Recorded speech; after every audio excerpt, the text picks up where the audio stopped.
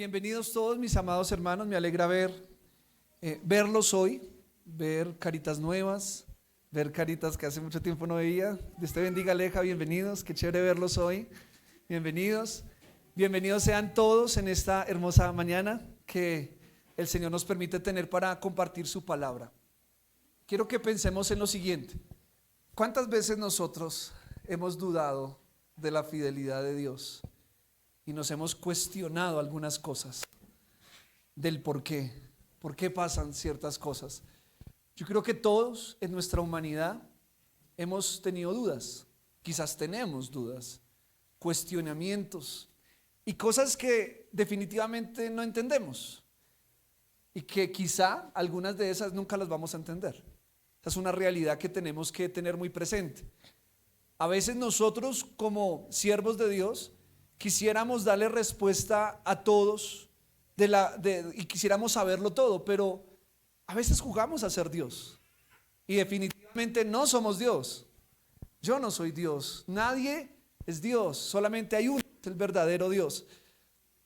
E intentar jugar a ser Dios carga mucho, porque uno trata de entenderlo todo, uno quiere comprender todo y es jugar a ser Dios. Y quiero decirte que jugar a ser Dios es muy estresante, es muy estresante.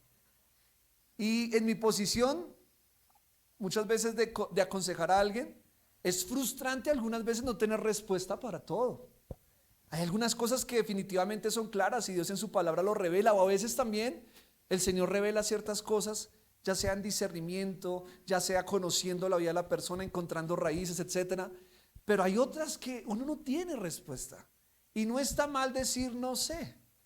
Eso es como cuando el niño o nuestros hijos quieren saberlo todo. Papá, ¿por qué esto? Papá, ¿por qué lo otro? Y yo recuerdo cuando era niño, era muy preguntón. Y era muy preguntón específicamente con mi hermana, que es menor que yo. Y yo me acuerdo que ella siempre me daba una respuesta. Que fuera la verdad, no lo sé. Pero yo siempre le preguntaba a ella porque ella siempre me respondía. Entonces yo le decía: Lorena, ¿por qué en esta película esto y lo otro? Ella me decía muchas cosas, pero hoy día yo crezco y digo, ¿qué tantas mentiras que me dijo? Y hoy día ya uno crece y uno se pone a pensar y uno dice, claro, uno crece con muchas preguntas, pero a veces uno como papá, digámoslo ya en aspecto de papá, uno quisiera tener todas las respuestas, pero hay veces no está mal decir, hija, no sé, que vamos a averiguar, a ver si encontramos, pero si no lo sé, hija, o no lo sé, hijo. Y no está mal decir no sé. Y eso se refiere a todos los aspectos de nuestra vida. Dios, ¿por qué me pasó esto? ¿Por qué me está pasando esto? ¿Por qué tengo esta situación? Etcétera, etcétera. Y a veces no encontramos respuesta. Y eso frustra mucho porque uno quisiera tener respuestas así, pero a veces Dios quiere no responder.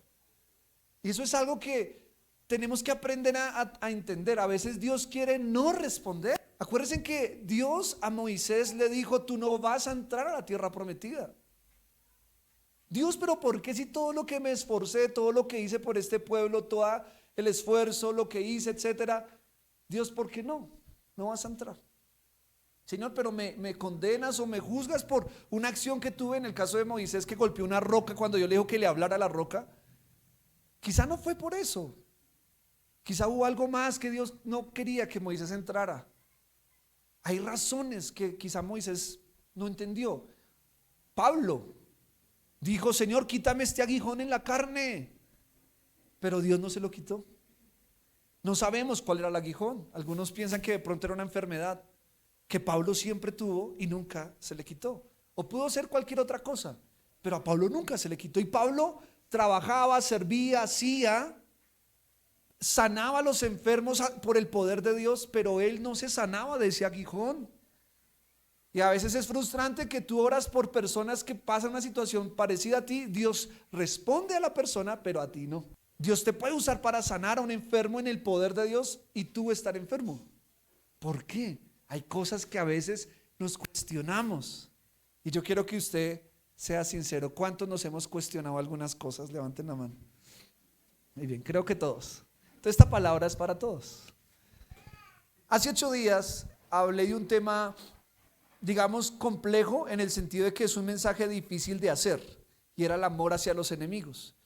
Pero en ese aspecto de amor hacia los enemigos, yo recuerdo que en alguna parte yo alcancé a decir algo acerca de un personaje que hoy vamos a ver y vamos a estudiar, y que definitivamente cuando yo le diga el nombre, usted va a decir, ya sé por dónde va el asunto. Ese personaje se llama Job. Y este mensaje se llama la soberanía de Dios, o Dios es soberano, la soberanía de Dios. Y yo quisiera que hoy aprendamos qué es soberanía, porque muchas veces hemos escuchado Dios es soberano, hemos escuchado acerca de la soberanía, pero no tenemos claro qué es soberanía. Yo quiero expresarle esto en un concepto muy, muy básico, pero que nos pueda dar a entender qué es soberanía. Soberanía se refiere, y escuche esto, al absoluto, total y control sobre, total gobierno y control sobre todas las cosas. Un gobierno que solo Dios posee. Hay presidentes que quisieran tener este poder, un poder absoluto, un poder que controle todo, pero definitivamente el hombre no puede. Hay cosas que como humanos se nos escapan de las manos. Hay un poder que se llama soberanía de Dios, soberanía que solamente Dios posee. Y es que hay un gobierno que está por encima de todos los gobiernos. Hay un entendimiento y una sabiduría que está por encima de nuestra inteligencia y de nuestra percepción de las cosas.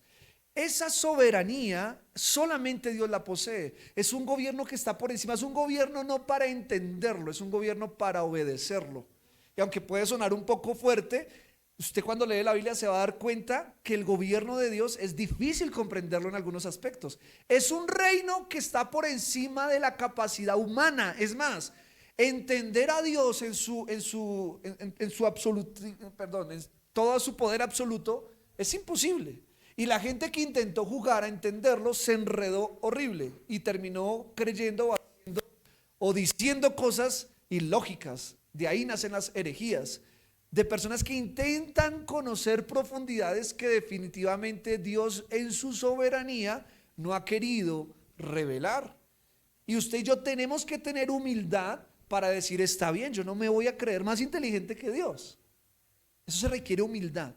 Está bien, yo voy a ir hasta donde yo logre entender, está bien, y lo que no entienda, yo decido obedecer a Dios, porque entiendo que Dios sabe por qué y tiene el control de las cosas. Y adicional a eso, si yo decido confiar en Dios, sé que voy a estar bien, independiente si lo entienda o no lo entienda. Recuérdense de la muerte de Lázaro. ¿Se acuerdan de Lázaro? Lázaro, que era de Jesús, era un amigo. ¿Y qué pasó con Lázaro? Se murió. Ahora yo le pregunto, ¿Marta y María en el momento lo entendieron? Al contrario, en el caso de Marta, ya ¿qué hizo Marta? Ella reprochó a Jesús. ¿Por qué? Si tantos enfermos que sanas, has resucitado muertos, ¿cómo se murió tu mejor amigo Lázaro y no hiciste nada? Habían pasado 4 días desde que Lázaro había muerto y Jesús no los había visitado. Son cosas que en la humanidad uno se puede cuestionar y decir, pero ¿por qué si Jesús era tu amigo, te dio posada, por qué ni siquiera viniste en el momento que te mandamos llamar? Porque acuérdense que a Jesús lo mandaron llamar y Jesús no fue. Jesús no fue en el momento, Jesús fue 4 días después. Entonces, eso para Marta fue un choque. ¿Pero por qué? ¿Por qué, Jesús, te comportaste así? Y Jesús le dice, Marta, ¿no te he dicho que si creyeres verás la gloria de Dios? Pero María tuvo una actitud diferente. ¿Qué hizo María? María no llegó a reprochar. María se tiró primero de rodillas y adoró. Dijo, Señor, si hubieses estado aquí, mi hermano no habría muerto. Hubo un reproche ahí, sí, pero lo hizo en una actitud diferente, en una actitud humilde. De Señor, no entiendo por qué, Dios, pero aquí estoy. Sabemos la historia, la conocemos. Jesús resucita a Lázaro y gloria a Dios, todos felices. Pero antes de eso nadie sabía lo que iba a pasar. Si nosotros pudiéramos ver lo que va a suceder más adelante cuando le creemos a Dios, estaríamos relajados. Pero como no lo podemos ver, y a veces a Dios le gusta que nosotros no veamos para aumentar nuestra fe, ahí es donde es difícil creer cuando no vemos respuesta. Cuando vemos el milagro, gloria a Dios. Miren, hoy día cantamos los carros del faraón echó a la mar. Hoy lo cantamos y nos gozamos porque eso ya pasó. Eso ya pasó. Los milagros que vemos en la Biblia ya pasaron. Chévere, lo celebramos, lo creemos, lo predicamos. Pero ¿saben lo que vivieron esas personas antes de que eso pasara? Vivieron crisis, vivieron ansiedad, vivieron temor. Acuérdense cuando los israelitas tenían al pueblo egipcio atrás, ya venían por ellos y al frente tenían el mar.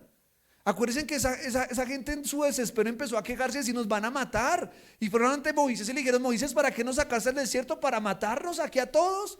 Ahora imagínense en la posición de Moisés de ver el mar adelante, de ver los egipcios atrás a toda velocidad en caballos y ver un pueblo aquí quejándose. O sea, no es fácil creer ahí en esas circunstancias. No es fácil creer cuando todo parece que está en mi contra. No es fácil. Sin embargo, Moisés oró al Señor, sabemos el milagro, pero Moisés antes de que Dios lo hiciera no sabía lo que iba a pasar. Simplemente vivió un momento difícil y vivió un momento de mucha tensión. ¿Cuántos aquí no hemos tenido momentos de tensión fuerte donde no sabemos qué hacer? Dios mío, pero están los atrás, está el mar adelante, no sabe, la gente se está quejando, su familia está encima de usted, no sabe qué hacer. Es un tiempo de estrés. Y todos podemos pasar o pasaremos o hemos pasado por momentos así. Y qué difícil es creer cuando las cosas no funcionan como yo quisiera que funcionen. Entonces, en ese orden de ideas, hay un hombre llamado Job. Y quiero arrancar con un versículo que es Job, capítulo 1, versículo 21. Si usted trajo su Biblia, puede ir al libro de Job y ahí se puede quedar. Ahí vamos a estar todo el mensaje. Job, capítulo 1, versículo 21 dice: dijo, desnudo salí del vientre de mi madre y desnudo volveré allá. Jehová dio y Jehová quitó. Sea el nombre de Jehová bendito. Miren el entendimiento de Job. Quiero arrancar con eso. En este versículo se encierra la soberanía de Dios. En este versículo o en este dicho de Job se encierra el decir: Dios es soberano. Dios dio, Dios quitó. Sea su nombre bendito. ¿Por qué? Porque Él es soberano, porque su gobierno es absoluto, porque su gobierno está por encima de mi entendimiento. Eso fue lo que Job hizo ahí. Y con ese versículo quiero empezar. Y para empezar, hablando acerca de la soberanía de Dios, quisiera decir lo siguiente. Y quiero que usted diga conmigo lo siguiente: Dios bendice a quienes bien actúan. Eso hace parte de la soberanía de Dios y quiero que lo tengamos muy presente. Dios bendice a quienes bien actúan. Y yo quiero que leamos por favor el libro de Job, capítulo 1, versículo 1 al 5. Job 1, del 1 al 5 dice: hubo en tierra de Uz un varón llamado Job, y era este hombre perfecto y recto, temeroso de Dios y apartado del mal.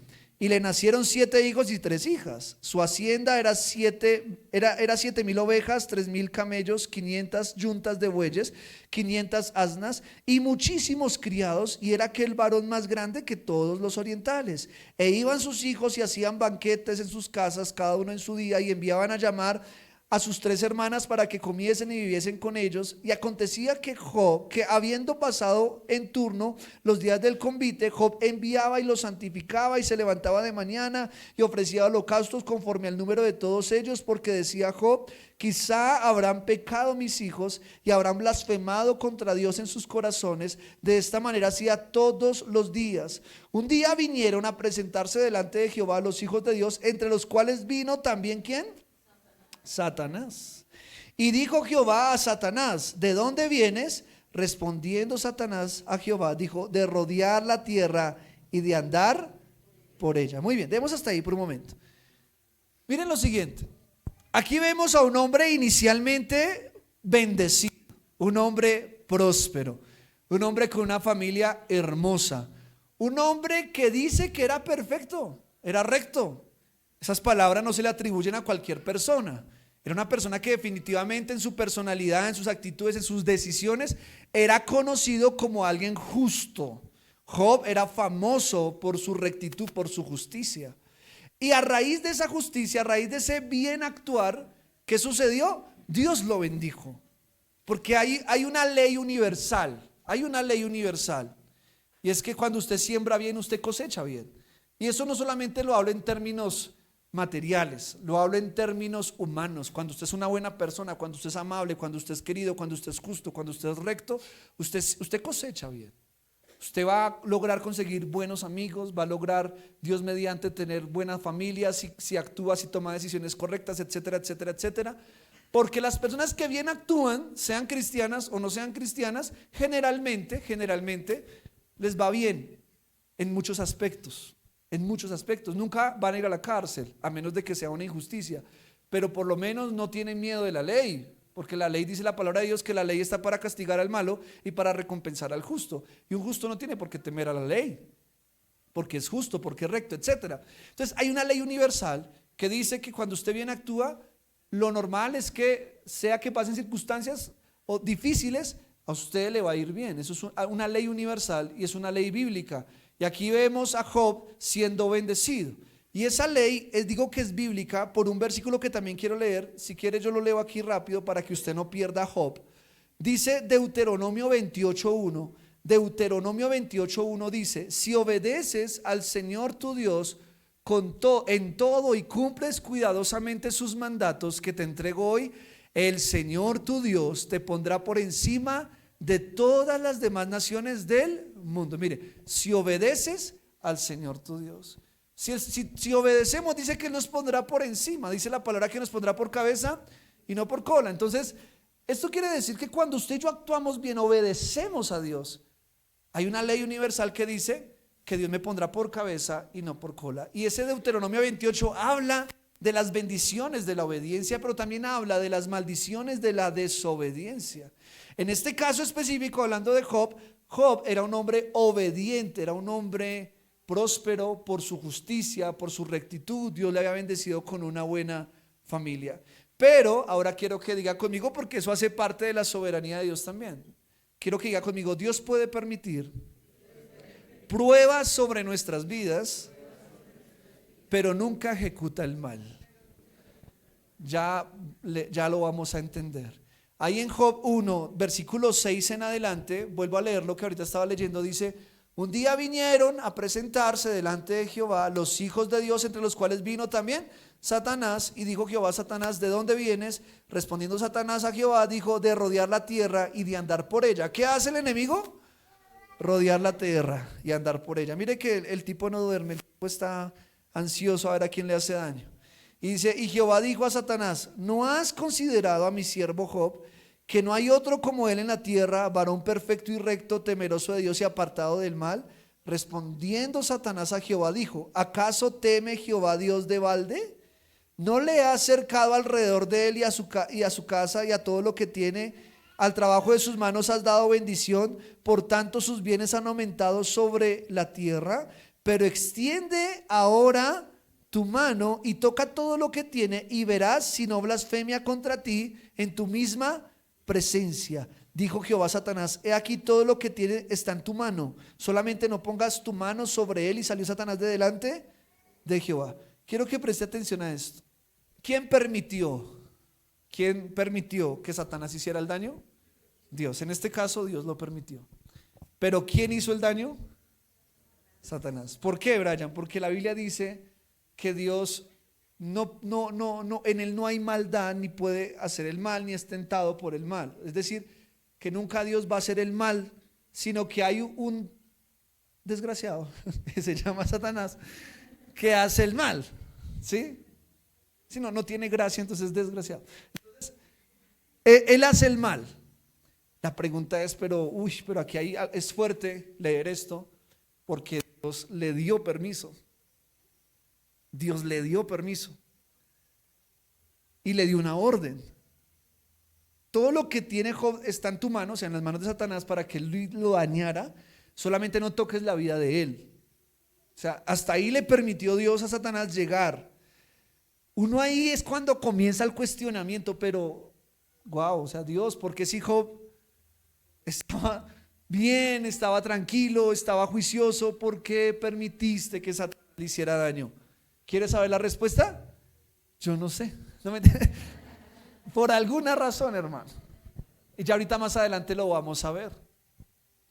Yo pienso que acá hay varias razones. Uno, lo que iba a pasar después con Job, pero dos, para que hoy aprendamos algo. O sea, Dios permite algunas cosas no solamente para después a mí enseñarme o bendecirme en un aspecto de mi vida, también porque hay gente que va a venir después que necesita escuchar mi testimonio.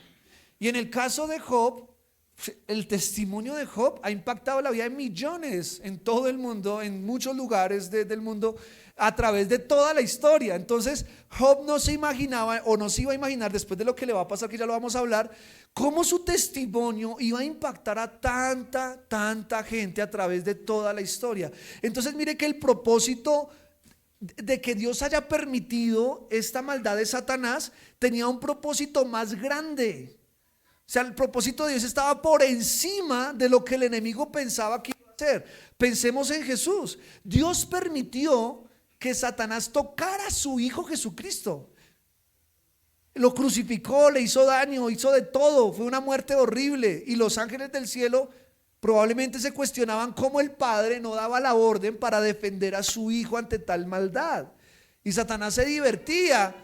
Pero por encima de eso había un propósito más grande que iba a impactar la vida de todo el mundo, en ese caso usted y a mí, que es el sacrificio de Cristo.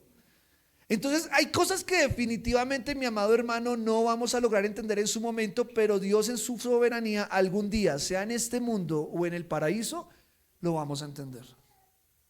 Miren, por ejemplo, y lo voy a leer aquí sin perder Job, Primera de Pedro 4:12. Primera de Pedro 4:12 dice lo siguiente, y no pierda Job, dice: amados, no os sorprendáis del fuego de prueba que os ha sobrevenido, como si alguna cosa extraña os aconteciese, sino gozaos por cuanto sois participantes de los padecimientos de Cristo, para que también en la revelación de su gloria os gocéis con gran alegría. Si sois vituperados por el nombre de Cristo, ¿qué sois? Sois bienaventurados, porque el glorioso Espíritu de Dios reposa sobre vosotros. Ciertamente de parte de ellos Él es blasfemado, pero por vosotros es glorificado. ¿Sabía usted que todos los apóstoles, excepto Juan, fueron asesinados? ¿Fueron asesinados? Y uno se pregunta, ¿cómo Dios permitió que mataran a Pedrito? Si dieron tanto tiempo y tantas cosas por el evangelio, y fueron muertes no agradables. Pedro cuenta la historia, los libros de la época, que murió crucificado al revés, porque él no se consideraba digno de morir crucificado igual que su Señor. Algunos creen, si no estoy mal, Tomás fue atravesado por una lanza. Y así sucesivamente. Por ejemplo, Santiago, el hermano de Jesús, eso sí está históricamente comprobado, porque él fue el obispo de Jerusalén y a él lo botaron del templo, del pináculo del templo, lo botaron, él cayó y en el piso con un garrote lo terminaron de matar. Y era el obispo de Jerusalén, Santiago, el hermano de Jesús. Acuérdense de Santiago, de Jacobo, el hermano de Juan, que también murió por manos de Herodes Agripa, si no estoy mal, en Hechos. Y fue una muerte, fue la primera muerte de los apóstoles. Acuérdense de Esteban, que fue apedreado hasta la muerte. Acuérdense de Pablo, que también lo mataron en el Coliseo romano. Acuérdense de la cantidad de mártires que murieron en los primeros siglos, y pensemos ahora en los mártires que ahora mismo están siendo perseguidos y asesinados en países de Medio Oriente y en otros lugares donde los matan por predicar y por creer en Cristo. Son situaciones que no podemos ser ajenos a eso, y no podemos encerrarnos en por qué Dios, porque hay un propósito más grande. Dice la palabra de Dios en Éxodo que entre más los oprimían, más se multiplicaban. Satanás vio y llegó a un punto donde Satanás ya no sabía qué hacer, porque entre más los mataba, más se multiplicaban. En el caso de los cristianos, entre más los mataban en el Coliseo, más cristianos se hacían. Por cada mártir que moría en el Coliseo, 5 soldados romanos se convertían. 10 personas en el Coliseo, al ver la fe de los mártires, se convertían. Entonces, mi amado hermano, dice Pedro, no se sorprenda del fuego de prueba que os ha sobrevenido, como si alguna cosa extraña les aconteciera. Es decir, no los tome por sorpresa las pruebas. Y no digan, ¿y por qué a mí? No se sorprendan, dice Pedro, dice al contrario, gozaos porque sois participantes de los padecimientos de Cristo. Y es difícil alegrarme en la crisis, yo lo sé, es difícil. Pero la palabra de Dios me dice, si padeces por mi nombre, dice Jesús, eres bienaventurado. Y hace 8 días lo hablamos hablando del amor hacia los enemigos. Bienaventurados sois cuando por mi causa, dice Jesús, os persigan y os vituperen y digan toda clase de mal contra vosotros, mintiendo. Porque así dice, le sucedió a los profetas, dice, gozaos y alegraos, porque vuestro galardón es grande en los cielos.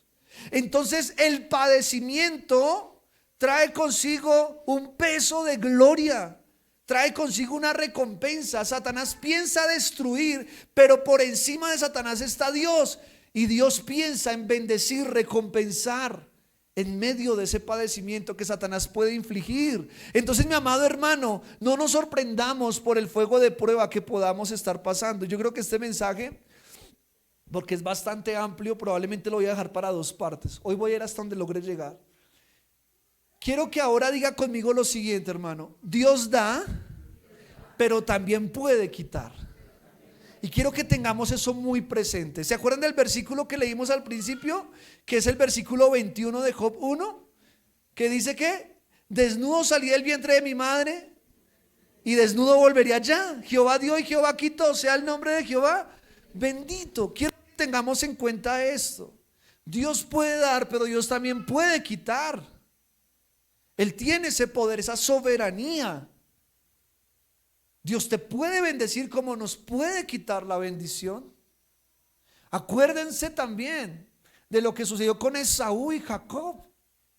Esaú, por legado, por derecho, era el primogénito y era el bendecido. Pero él despreció la bendición y el Señor se la quitó. ¿Y a quién se la dio? A Jacob. Hoy día no era para que habláramos de israelitas, hoy era para que habláramos de edomitas, porque venían de Esaú.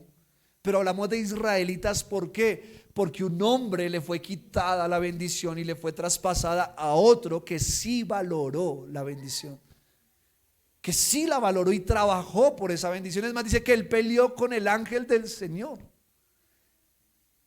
pasando de llamarse Jacob a llamarse Israel. Entonces, quiero que tengamos esto muy presente. Dios puede darme, pero Dios puede quitar. Yo no soy indispensable. Y está la parábola de los talentos. Dios le da a unos y le da a otros, pero si el que no está dando fruto no quiere, Dios se lo quita y se lo da al que sí está dando fruto. Porque así como Dios da, Dios quita. Así como Dios me puede llamar a un ministerio muy grande y rechazarlo, y yo lo rechazo, Dios se lo puede dar a otra persona. Yo a veces pienso que yo fui el producto de alguien que rechazó el llamado. Y Dios dijo: ¿a quién buscamos? Ahí está Brian, tocó, entonces paso para allá. Porque nadie es indispensable. Y es ahí donde yo tengo que dejar ese orgullo de decir, es que si yo no, entonces nadie puede. No, mentiras. Siempre va a haber alguien mejor que yo en todo. Y eso es mantener una humildad y un entendimiento de que hoy yo estoy aquí, pero mañana no sé, porque así como Dios da, Dios quita. Y Job dijo: el Señor me bendijo. Yo tenía, acuérdense cuando leímos al principio, tenía gran ganado, tenía unos hermosos hijos, tenía todo, pero de repente en la soberanía, en la voluntad de Dios, que no la entiendo, no sé por qué, pero así como Dios da, Dios quitó. Y en eso también quiero hablar algo importante, sin perder Job. Quiero leer Apocalipsis 3:7. Apocalipsis 3:7 dice: escribe al ángel de la iglesia en Filadelfia, esto dice el santo, el verdadero, el que tiene la llave de David, el que abre y ninguno cierra, y cierra y ninguno abre. Escúcheme esto: cuando Dios abre una puerta, no hay poder humano que la cierre. Pero cuando Dios cierra una puerta, no hay poder humano que la abra. Y andar con puertas cerradas de parte de Dios, hermano, eso es difícil. Cuando hay puertas abiertas es maravilloso, todo fluye, todo se da. Pero cuando hay puertas cerradas es difícil. Ahora la pregunta es, ¿y si tengo puertas cerradas ahora mismo, seguiré adorando igual? ¿Seguiré amando a Dios igual? ¿Seguiré sirviendo a Dios igual? ¿O yo solamente le sirvo y le adoro cuando tengo puertas abiertas? Porque en la crisis se conoce el corazón de las personas. Y en la crisis se conoció el corazón de Job.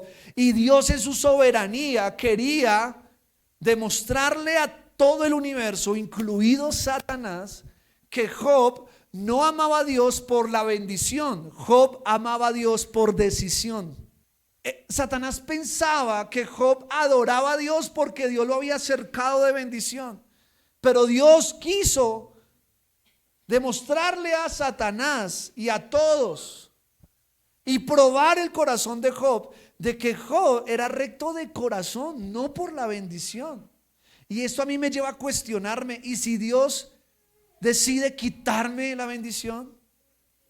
Ahí se probará mi corazón. Cuando usted sirve a Dios cuando todo va bien y no le sirve cuando todo va mal, hay algo mal en su corazón. Hay algo mal en su corazón. Yo conozco muchas personas, eso aquí no pasa, eso pasa en otras iglesias, pero cuando las cosas no le funcionan, comienzan a desanimarse, comienzan a decir Dios esto, Dios lo otro, y ya no quieren, ya se retiran, ya todo.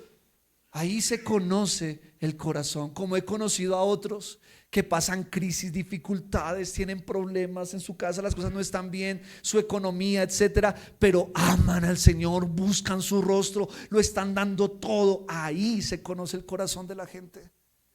Ahí se conoce el corazón de la gente.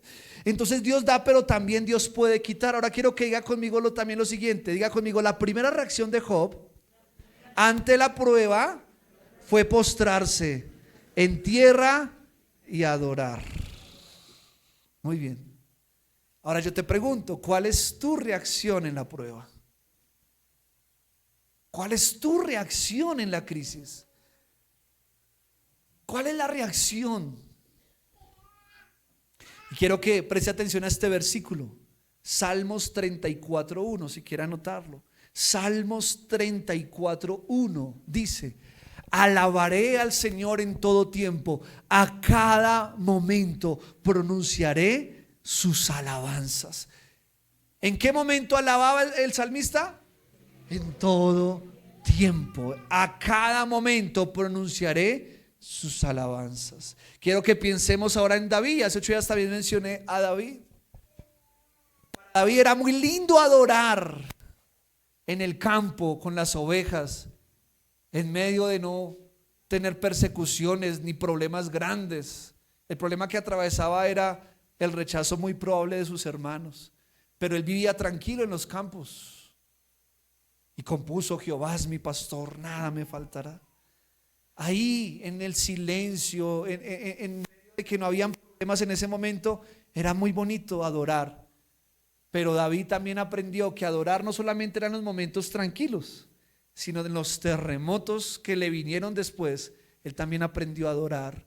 Y él dijo: alabaré al Señor en todo tiempo, o sea que esté en el campo pastoreando ovejas, o sea que esté en el campo huyendo de mis enemigos, sea que esté en la ciudad escuchando Saúl mató a 1000 y David mató a 10,000, o sea que esté en una cueva escondido, todo el mundo pensando que soy un traicionero.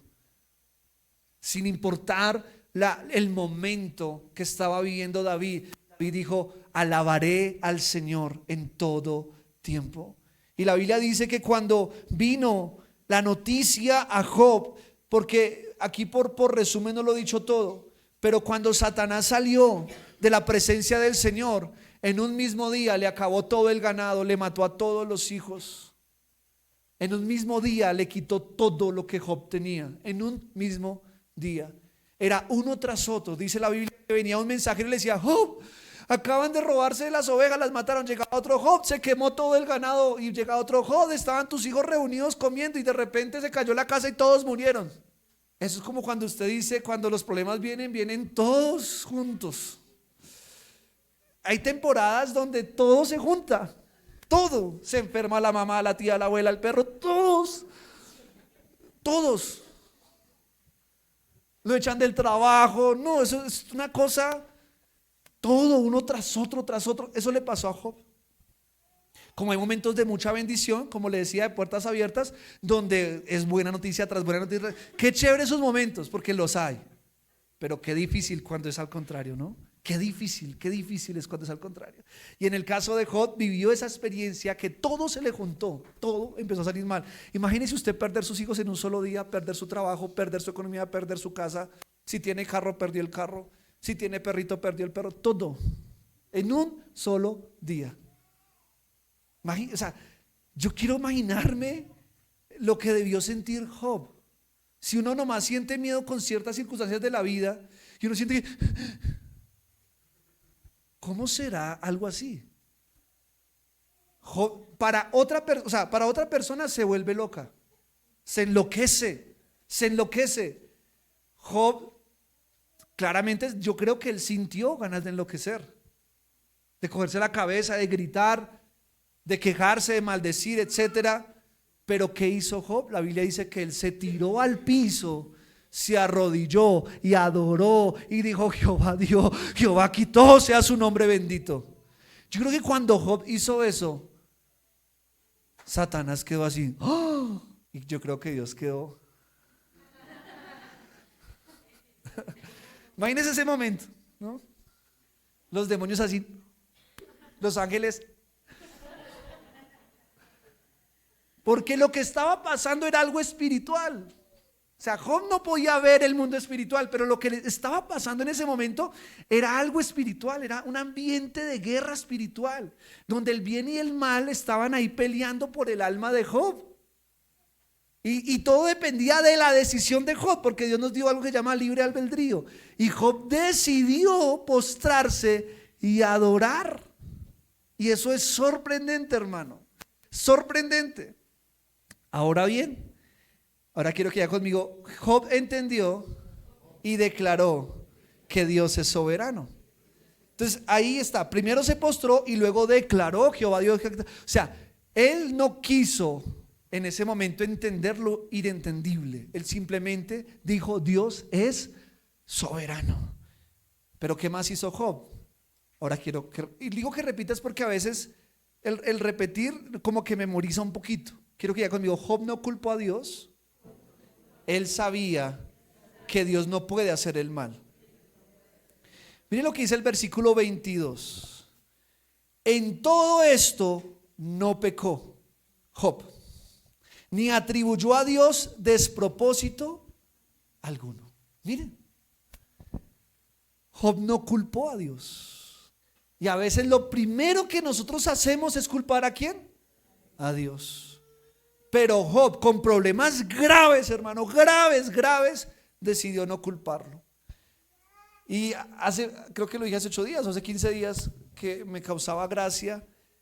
Y un pastor decía: ¿qué dirán nuestros hermanos de Oriente, de Medio Oriente, nuestros hermanos de China, que tienen que esconderse algunos, nuestros hermanos que están perseguidos, o qué dirán nuestros antepasados, mártires, cuando nosotros por cualquier cosa nos estamos quejando?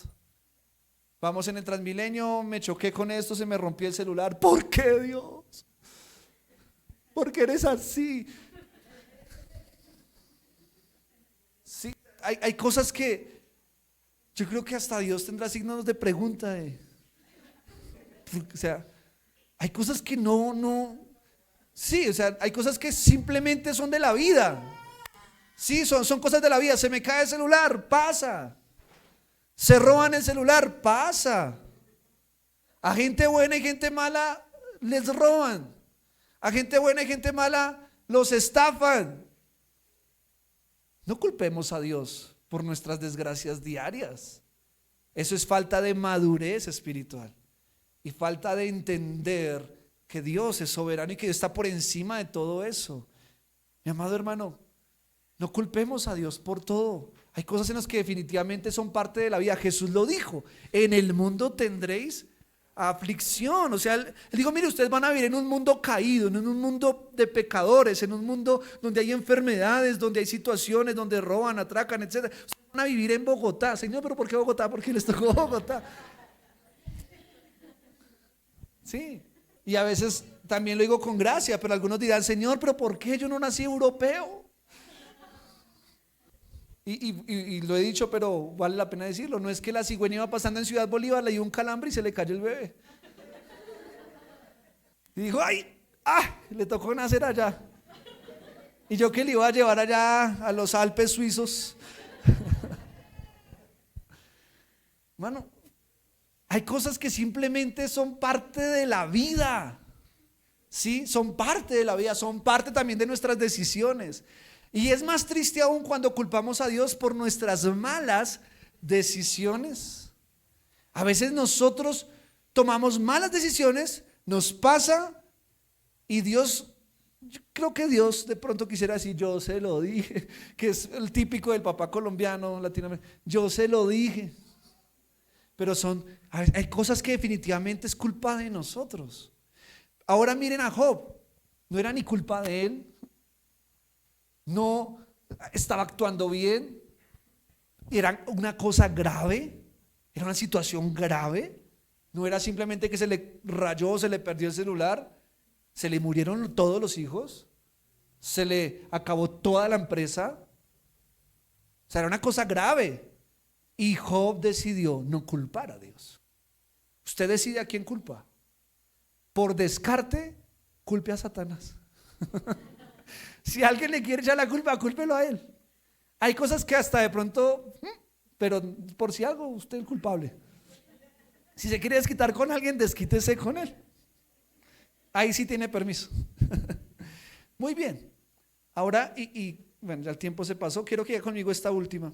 Job sabía que su vida estaba en manos de Dios, sea que fuera bendecido o bajo fuego de la prueba. Y quiero leer esto que me parece muy interesante.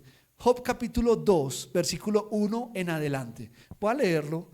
Dice Job 2 del 1 en adelante, dice: aconteció que otro día vinieron los hijos de Dios para presentarse delante de Jehová, y Satanás vino también entre ellos presentándose delante de Jehová.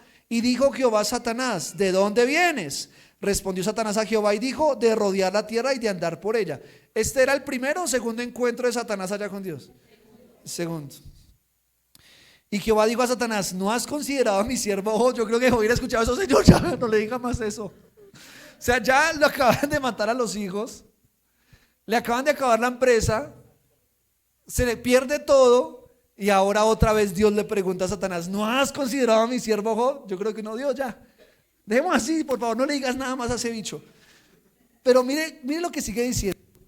No hay otro como él en la tierra, varón perfecto y recto, temeroso de Dios y apartado del mal, y que todavía retiene su integridad, aun cuando tú me incitaste contra él para que lo arruinara sin causa. Miren esto.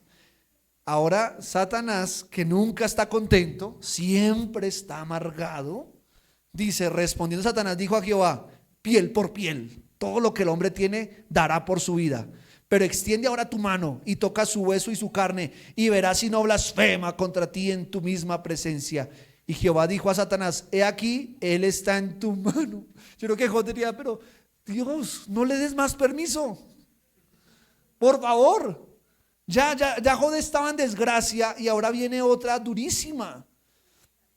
Dice: extiende ahora tu mano y toca su hueso y su carne, y verás si no blasfema contra ti. Perdón. Y Jehová dijo a Satanás: he aquí, él está en tu mano, mas guarda su vida. O sea, no lo mates. Tócale el cuerpo, pero no lo mates. Entonces él no iba a perder tiempo. ¿Qué hizo Satanás? Salió Satanás de la presencia de Jehová e hirió a Job con una sarna maligna desde la planta del pie hasta la coronilla de la cabeza. Y tomaba Job un tiesto para rascarse con él, y estaba sentado en medio de ceniza. Entonces le dijo su mujer: ¿aún retienes tu integridad? Maldice a Dios y muérete. Ahora la esposa se le vino encima. Y no dirá: uy, esa esposa de Job. Yo no juzgo a la esposa de Job. Muchos nos hemos comportado así. Quizás no con las mismas palabras, pero ¿sigues confiando en Dios después de todo lo que te ha pasado?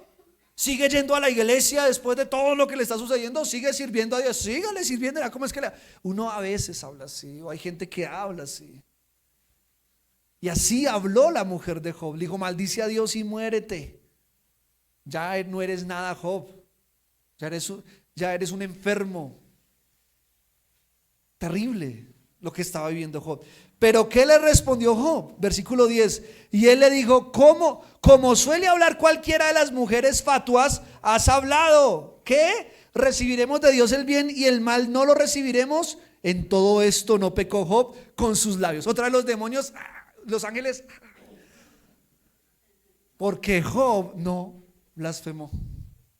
Ahora lo enfermaron. Se enfermó horrible. Una sarna, todo el cuerpo. Tenía que rascarse con un tiesto, dice. Abandonado, pobre y enfermo. Y ahora sin mujer, porque la mujer ahí ya grave. La mujer del proceso la mujer quizás no sé si era del proceso, pero lo dejó en el momento que más la necesitaba. Pilas, amor. En el momento que más la necesitaba, lo dejó. La mujer dejó, lo abandonó ahí, en ese momento. En ese momento. Porque ya no era rico, ya no era sano, no estaba sano. Lo abandonó en el momento que él más necesitaba. Ahora se quedó solo. Y si le sigo contando, hermano, nos ponemos a llorar, porque esos vienen los mejores amigos y también se le vienen encima. Entonces hoy voy a dejar hasta acá, hermano, pero hasta aquí quiero concluir con algo. Le pregunto: ¿difícil la situación de Job, sí o no? Dura. Pero hasta aquí, ¿qué aprendemos de Job? Que él no blasfemó, que él no culpó a Dios, que él decidió mantenerse íntegro aún sin entender lo que estaba pasando. Hermano, si la historia terminara aquí, uno diría: Dios, ¿por qué tú permitiste que Satanás tocara a Job? ¿Por qué? ¿Por qué ese daño a Job? Lo vamos a entender dentro de 8 días. Por el mismo canal, a la misma hora. Los esperamos que vengan dentro de 8 días, y los que se están conectando también.